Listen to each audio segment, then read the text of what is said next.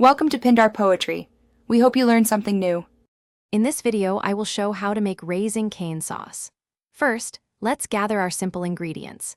You'll need 1/2 cup of good quality mayonnaise, 2 tablespoons of ketchup, and 1/2 teaspoon of garlic powder. Don't forget 1/4 teaspoon of Worcestershire sauce, 1/2 teaspoon of black pepper, and a pinch of salt. These basic items are the foundation for that signature flavor we all love. Now, let's get mixing. In a small bowl, combine your 1/2 cup of mayonnaise and 2 tablespoons of ketchup. Next, carefully add 1/4 teaspoon of Worcestershire sauce.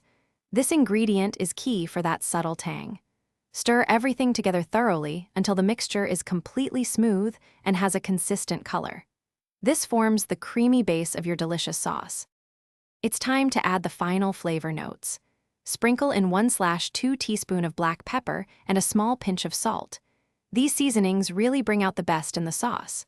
Stir all the ingredients together one last time, ensuring everything is perfectly blended.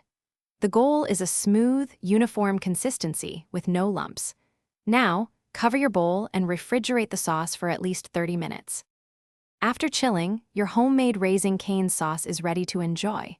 The refrigeration step is crucial as it allows all those wonderful flavors to meld and deepen, creating that authentic taste. Serve this incredible sauce with your favorite chicken fingers, crispy fries, or even as a dip for vegetables. It's truly versatile and so much better when made fresh.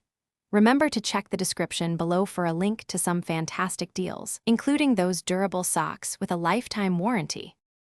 Thanks for watching. Consider subscribing if we helped you.